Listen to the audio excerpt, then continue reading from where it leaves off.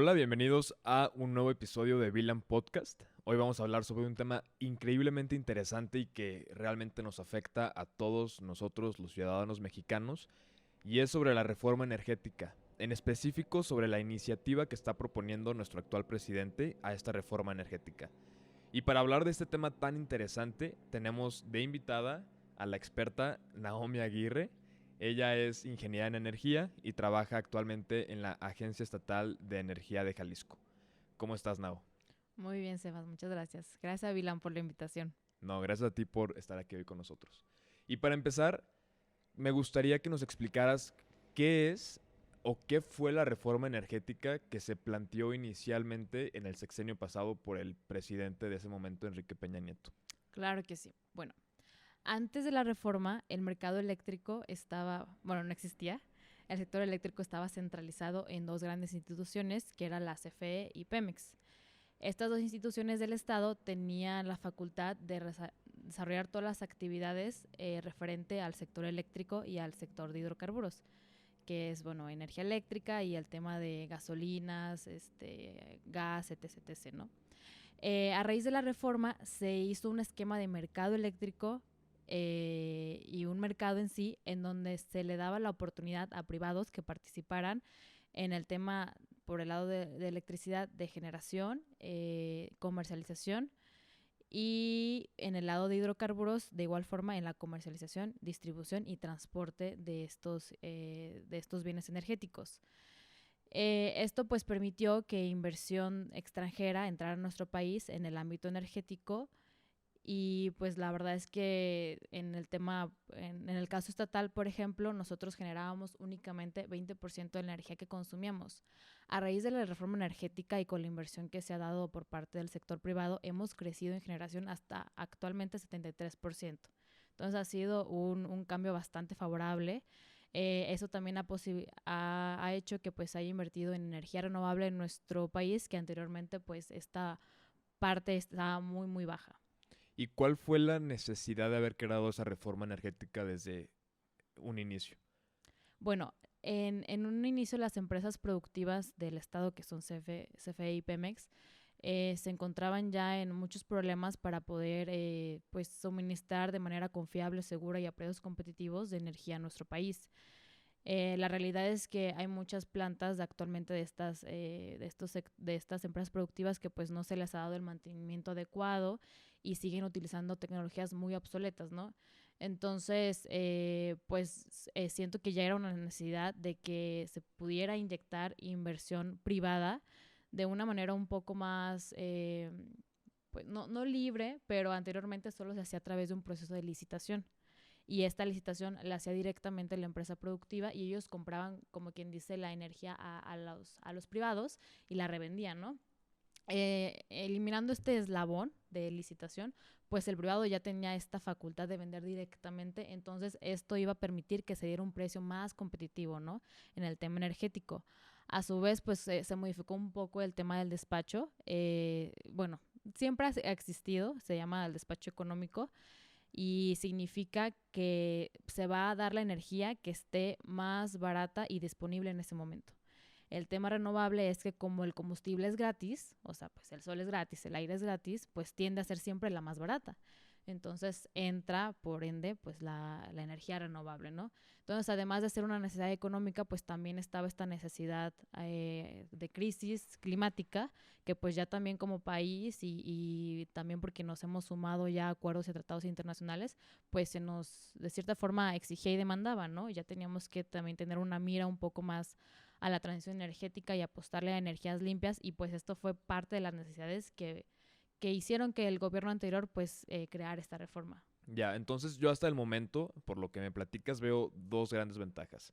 Una es que nosotros los mexicanos consumamos y tengamos energía a menor costo.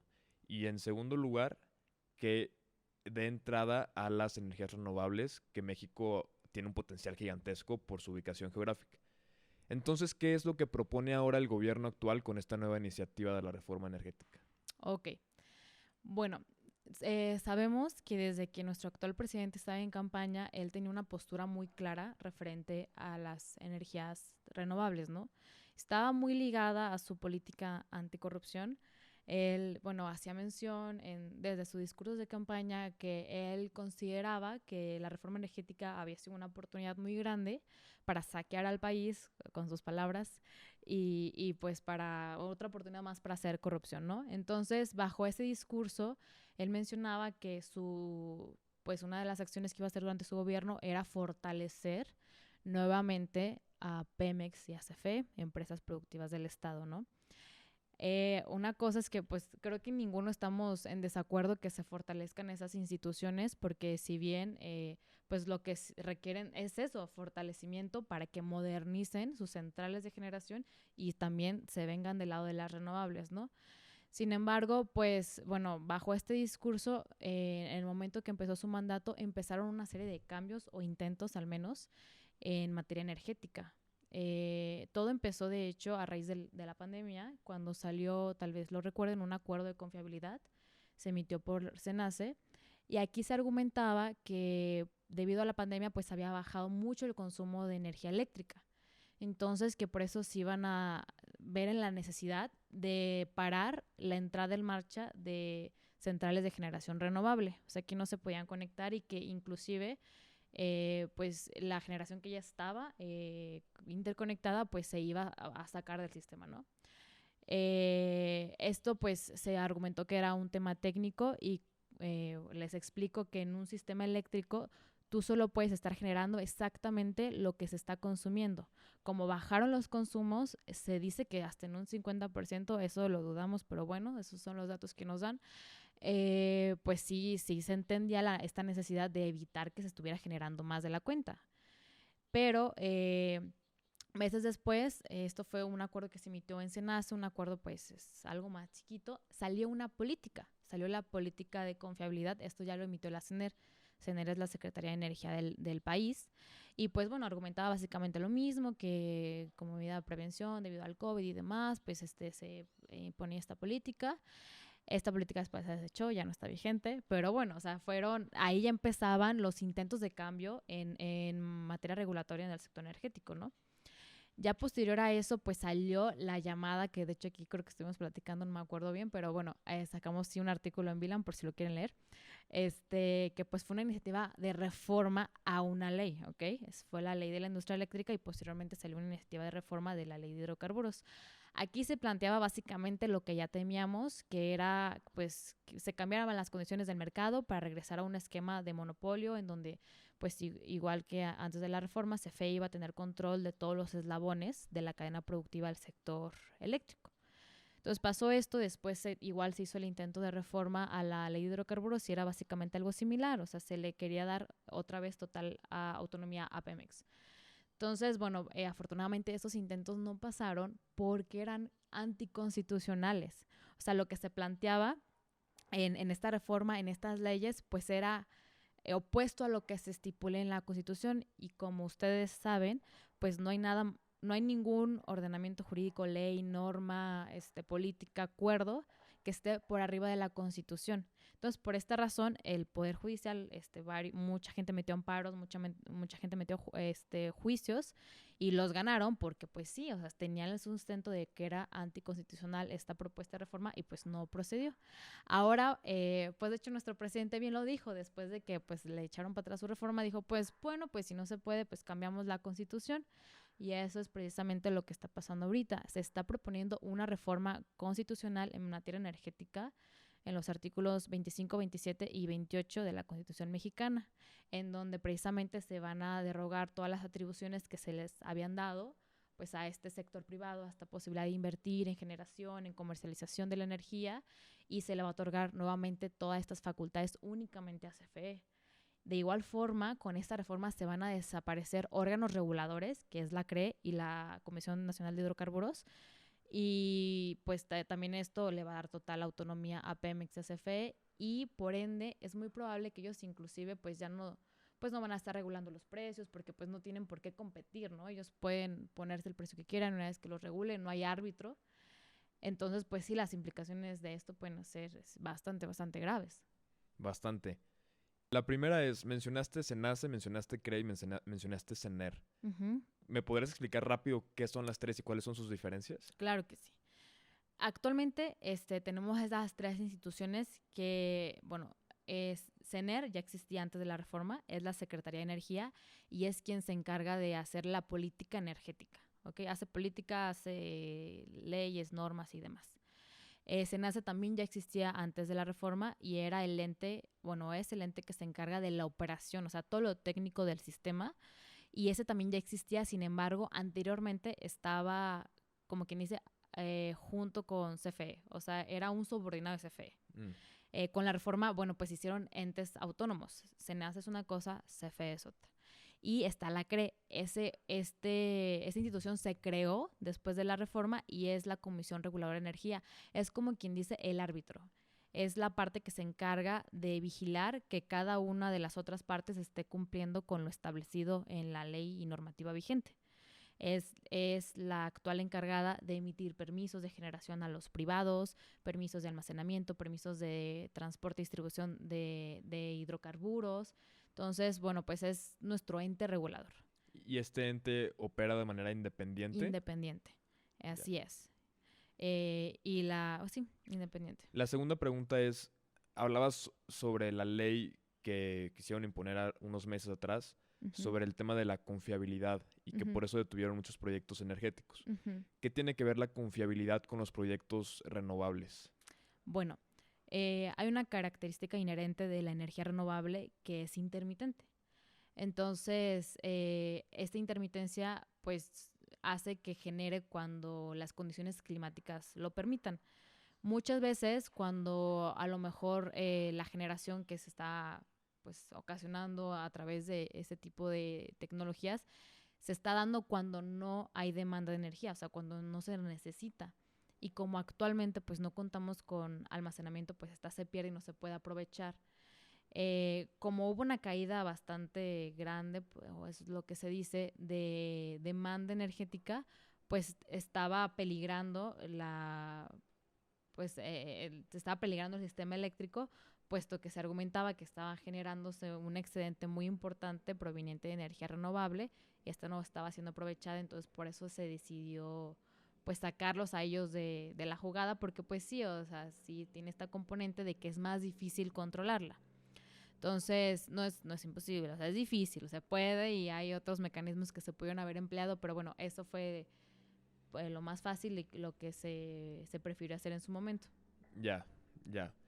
Y mi última pregunta es, y me, lo que no logro entender es si la reforma energética pasada estaba funcionando, digo, seguramente no era perfecta, como bien dices, y seguramente el presidente está en lo correcto, seguramente se daban casos de corrupción, seguramente, pero si estaba funcionando en partes, ¿por qué quiere regresar al pasado como si nunca hubiera pasado esa reforma? Digo, entiendo que hay cosas que arreglar y que hay cosas que definir y detallar.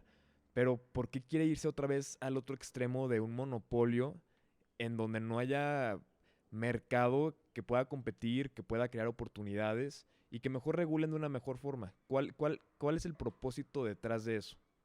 Bueno, creo que esa es la pregunta del millón, pero creo que hemos visto que nuestro actual gobierno pues se basa mucho en la ideología, o sea, vemos que está muy sesgado, ¿no? De cierta forma en sus ideales. Sí, en efecto, pues a la reforma al contrario, en lugar pues ahora sí que revertirla, hay que sumarle, falta, claro, muchos reglamentos, muchas disposiciones complementarias para que esta opere de manera óptima, porque claro que hace falta.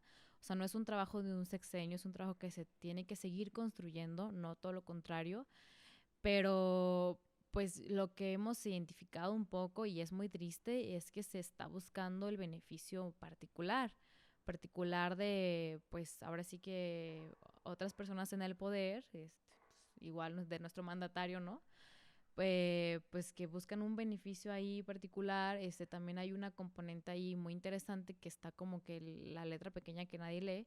Pero bueno, nosotros, pues nuestra mezcla aquí mexicana de petróleo es muy, muy pesada, tiene mucho azufre y no es ideal para hacer productos como gasolinas, combustibles. Entonces, sí, pero sí se nos genera un excedente bastante importante de combustóleo. nosotros tenemos combustóleo para aventar al cielo, ¿no? Y pues pareciese que también están buscando un poco aprovechar este excedente que tenemos de combustóleo para empezar a generar con él. Entonces, digo, o sea, sabemos que, bueno, aquí tengo muchos que conocen el tema, pero pues bueno, el combustóleo es de los peores subproductos que tiene la refinación. Tiene muchos metales pesados, es extremadamente dañino para el medio ambiente, la emisión de gases, además de que pues contribuyen al cambio climático y el efecto invernadero, pues también son muy nocivos para la salud. Entonces, bueno, ahí está otra componente que tenemos que cuidar, ¿no? Que es el tema de la salud pública. Entonces también ahí hemos visto que también está ese interés y bueno, pues... Claro, pero oye, es barato y hay Uh-huh. mucho. ¿Por qué no quemarlo? O sea, y fíjense, no es barato, porque también eso es algo que se ha dicho. No es barato generar energía con combustóleo. Es barato porque ya está ahí, o sea, porque hay un excedente de... Pero como es tan pesado, las centrales de generación termoeléctricas se tapan, las turbinas se tapan, se empieza a corroer y tienen que darles mantenimiento mucho más extensivo, que tienen que sacar de operación a la planta para darle este mantenimiento por más tiempo, o sea, después, o sea, saldría más caro, pues, al final sale más caro, ¿no? A largo plazo A largo sale. plazo sale más caro, bueno, mediano plazo diría yo, porque digo, no va a poder estar operando esa central más de 6 meses seguidos, por ejemplo. Entonces, bueno, digo, es un tema muy complejo. Siento que sí falta que escuchen la opinión técnica. Es algo que, digo, no sé si les ha tocado escuchar los debates que se han suscitado en la Cámara de Diputados y Senadores, pero pues a mí me da mucha vergüenza lo que se está diciendo. Habiendo gente tan preparada en el sector mexicano, o sea, de verdad reconocidos a nivel internacional, y que se diga lo que se dice, o sea, meramente ideológico, nada basado en fundamentos técnicos. Sus posturas sí están pues muy acorde a lo que ya hemos escuchado en las mañaneras de nuestro presidente. Vaya. Vaya. Sí, ya no hay mucho que decir, uno no le entiende, pero... No tiene lógica, pues. No tiene lógica, o sea, sí, visto desde un punto de vista racional, pues no, o sea, no está ahí la razón, ¿no? O sea, sí sentimos que sí es una búsqueda más ahí de intereses muy, muy particulares, este tema del combustóleo que lo quieren aprovechar y pues bueno, o sea, no encuentro otra explicación a por qué están intentando hacer estos cambios. Oye, y otro tema que ha suscitado de esta iniciativa es la generación distribuida. Mucha gente está hablando de ello. Oye, que ya no voy a poder generar yo con mis paneles solares, que sí, que no. ¿Qué está pasando realmente? Bueno, toda esta parte regulatoria de generación distribuida sí se suscitó post-reforma, entonces sí también es una laguna que se cree que no se va a afectar, pero si bien, aun cuando no esté escrito ya o sea, si cambia la Constitución y se reforman esos artículos, pues hemos visto que sí hay una como parálisis de las instituciones. O sea, hemos visto que en una ocasión, por ejemplo, había una controversia ahí con el tema de generación distribuida y en este periodo no se atendieron las solicitudes de generación, o sea, de interconexión de generación distribuida por parte de la CFE. Porque muchas veces estas dependencias pues quieren estar seguros del fallo final, de que cómo se va a estar operando antes de hacer alguna acción durante estos periodos de incertidumbre. Entonces, en esta ocasión donde había esta controversia con la generación distribuida, que duró aproximadamente 8 o 9 meses, pues no se atendieron ninguna solicitud de interconexión. Entonces sí hubo una parálisis en el sector, aun cuando en esta iniciativa de reforma pues no se plantea algo concreto. Bueno, se pretende que si cambia el esquema, pues sí también cambia el esquema de generación distribuida. Es muy probable que no se afecten los contratos pasados, pero no sabemos de los futuros. Pero sí creemos que puede que exista nuevamente una parálisis y en los tiempos de respuesta de las instituciones como CFE y como, pues sí, para la interconexión, para este tema. Vaya. Otra vez vaya. Sí, está muy dark el panorama. Por el momento sí, mucha neblina, Ajá. mucha incertidumbre. Y Sí. hablando de incertidumbre, pues obviamente los inversionistas extranjeros no creo que quieran meter ni un peso en economía mexicana ahorita. ¡Qué miedo! Meter dinero en construir una planta de turbinas eólicas, paneles solares, y que al año una persona en poder diga, ¿sabes qué? Ya no, quito tu contrato, ya no vendes nada. Ujú. Pero, pero, me recuerda esto a un caso que pasó hace no mucho tiempo sobre un aeropuerto que se estaba construyendo. Este aeropuerto ya lleva, creo que al 50%, ya tenía una inversión muy fuerte. Eh, por sus razones externas a este podcast se decidió cancelar, se está construyendo otro diferente, otra parte, pero hasta donde tengo entendido, los inversionistas no perdieron ni un peso. Hasta donde tengo entendido, se les va a pagar y van a recuperar su inversión. Lo único que ya no está es el aeropuerto. Y al final los que estamos pagando eso somos nosotros, los mexicanos, en nuestros impuestos.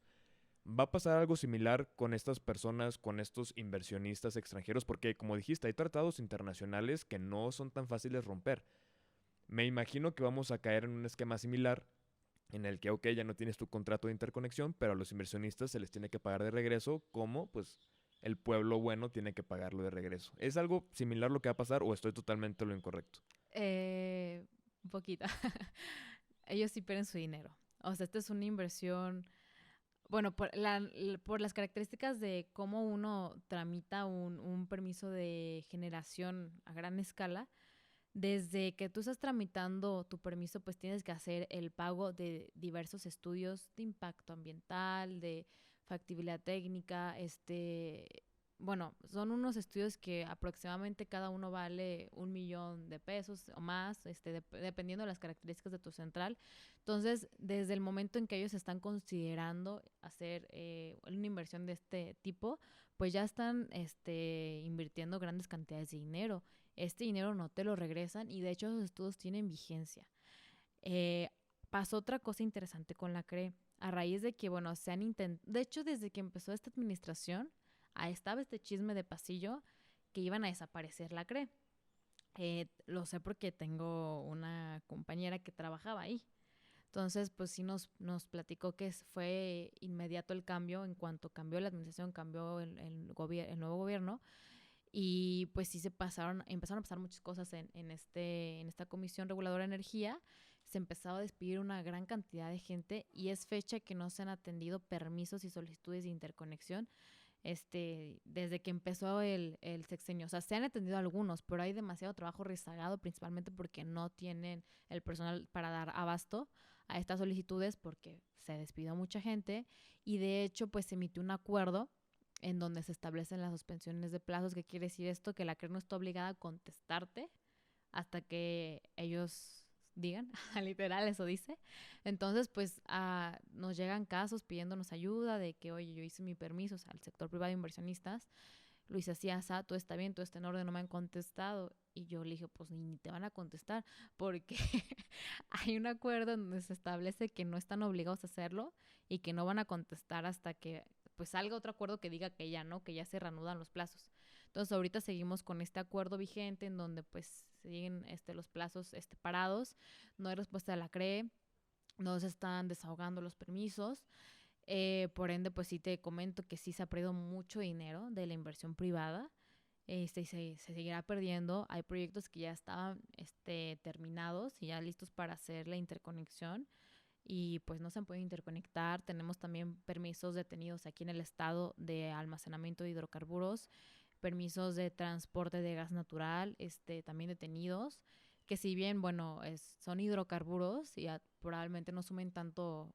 Y bueno, saben que sí suman, porque estos hidrocarburos, estos combustibles que se estaban intentando transportar aquí al estado, tienen una mejor calidad de la que vende Pemex. Entonces, ¿qué quiere decir esto? Que tienen menos azufre, inclusive algunos casi nada, utilizan otro tipo de oxigenantes para que hacer que al momento de la combustión, pues, sean menos las emisiones, que ocasionan el efecto invernadero a la atmósfera. Entonces, pues, sí había un beneficio también ambiental.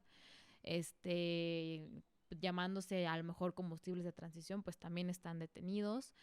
Entonces, pues sí, tristemente ya ahorita sí hemos visto una total pues se ha parado mucho la inversión. Este tipo de proyectos sinceramente no son viables. Luego me preguntaban, a ver, si tú tienes 15 millones, ¿lo inviertes en el sector energético? Y pues ahí preguntándome el inversionista, yo pues la verdad es que no, no, o sea, porque vuelvo a decir, no, sí, no pasa nada. Pues sí está pasando, o sea, aun cuando no se ha cambiado pues la ley, la reforma no haya pasado, pues sí ya hay una incertidumbre y sí hay una parálisis de estos organismos que no están desahogando los permisos. Entonces, pues sí van a perder ellos su dinero, o sea, el gobierno no se los va a regresar, ni la cree, ni nadie, ni nosotros, o sea, pero sí vamos a pagar el precio al final porque pues nos va a salir más cara la energía, así que si perdemos ellos, perdemos nosotros. Claro. Y ya última pregunta que tengo planeada para hoy, antes de pasar a las preguntas que nos hicieron los seguidores de Villam, pero es, todo el mundo está remando hacia un lado. Todo el mundo está viendo una problemática gigantesca, seguramente el reto más grande que tengamos como humanidad en este siglo, y es el cambio climático. Está a punto de ser la COP26 en Glasgow y, y todo el mundo tiene un objetivo, todo el mundo está remando. Estados Unidos está haciendo un excelente trabajo con Biden, que ha hecho fantástico el trabajo de revertir lo que había hecho Trump en su administración pasada. Y en general todos van en una dirección. Si México, si esta reforma pasa, no sé qué haga falta para que ya sea un hecho que esté, pero si CFE otra vez es un monopolio, ¿hay objetivos o hay planes de que CFE tome el liderazgo en la cuestión de transición energética? Bueno, la respuesta yo creo que sería no. No sé si sea una falta de voluntad, pero sí sé que es una falta de recurso económico. CFE, o sea, no tiene dinero para hacer la modernización y hacer la conversión de plantas que se requiere. O sea, yo creo que, pues, no creo que estén preparados ni listos ni cuenten con los recursos necesarios para hacerlo. Y no hablo de capacidad técnica operativa y seguramente tienen muchísimo conocimiento y sé que experiencia y sé que tienen la infraestructura de clase mundial, pero más bien sé que pues también tienen esta componente muy fuerte de que no tienen la suficiencia económica para hacer esta modernización que se requiere para que esto pase. Eso por un lado. Por otra parte, pues algo que puede ser esperanzador es que para que se apruebe esta reforma constitucional, pues tiene que haber una mayoría calificada, se llama, en el Congreso de la Federación, que quiere decir que 2/3 tienen que votar a favor de esta reforma. Una vez que eso pase, tiene que pasar lo mismo en cada Congreso Estatal de México, que 2/3 igual aprueben esta reforma. Y la verdad que esto sí es un proceso muy tardado que puede llevar años, o sea, puede llevar 2 años, 3. Entonces, pues lo que puede pasar es lo siguiente, puede que se apruebe, puede que no. Si se aprueba, estaríamos llegando al final de la administración de nuestro actual presidente y puede pasar como les pasó a Estados Unidos, tenía una directriz muy marcada con Trump y llegó Biden y vámonos todo para atrás. Puede pasar eso con nosotros, de que en el momento que cambie la administración, pues sí llegue otro presidente con miras más allá, cambio climático y todo, y revierta todo lo que hizo nuestro actual presidente. Sin embargo, lo que sí estamos seguros es que pues sí va a haber mucha parálisis de inversión durante este periodo, porque pues claro que va a haber incertidumbre. A pesar de que los gobiernos locales, estatales, estamos haciendo esfuerzos para pues seguir atrayendo inversión en a lo mejor proyectos que identificamos siguen siendo de esa forma viables con estos cambios regulatorios, pues sí, no va a estar fácil. Entonces sí nos esperan tiempos pues algo duros, algo difíciles, pero bueno, pues hay que seguir informándonos y pues haciendo la lucha, ¿no? Para que esto no pase. Muy bien, perfecto. Y ya para cerrar, tenemos dos preguntas de nuestra comunidad. La última pregunta es de Fátima Santana, Uh-huh. que nos pregunta, ¿es posible que nos saquen del Acuerdo de París? Tanto así que nos saquen, no, porque eso es un acuerdo voluntario. O sea, no tiene una implicación, bueno, ¿cómo lo explico? Pues no estamos obligados, ¿no? Es un acuerdo voluntario, precisamente. Sin embargo, pues hay otras formas de que comercialmente se nos puede estar presionando, sobre todo porque tenemos un aliado muy fuerte y tenemos ahí unos acuerdos con ellos comerciales en donde pues si se aprueba esta reforma sí estarían incumpliendo esos acuerdos y ahí sí hay multas, sí hay implicaciones. pues mucho más graves, ¿no? Entonces, del Acuerdo de París, pues no, o sea, es voluntario, pues no. De hecho, digo, la verdad, si no es por tirarle tierra a nadie, pero pues casi nadie ha cumplido lo que está ahí en ese acuerdo, entonces pues no es que te saquen, o sea, es voluntario, pero pues sí hay otras implicaciones ahí mucho más graves. Muy cierto. Muy bien, pues con esto con lo que me quedo es sobre la importancia que tiene nuestro voto. Creo que es una de las acciones individuales más fuertes que tenemos como ciudadanos. Estados Unidos es un claro ejemplo de ello. Estuvo muy reñido los votos ahí en Estados Unidos, pero realmente se ve el cambio. O sea, se ve el cambio. Ningún político es perfecto y esto no es un podcast de política definitivamente, pero es un podcast de medio ambiente.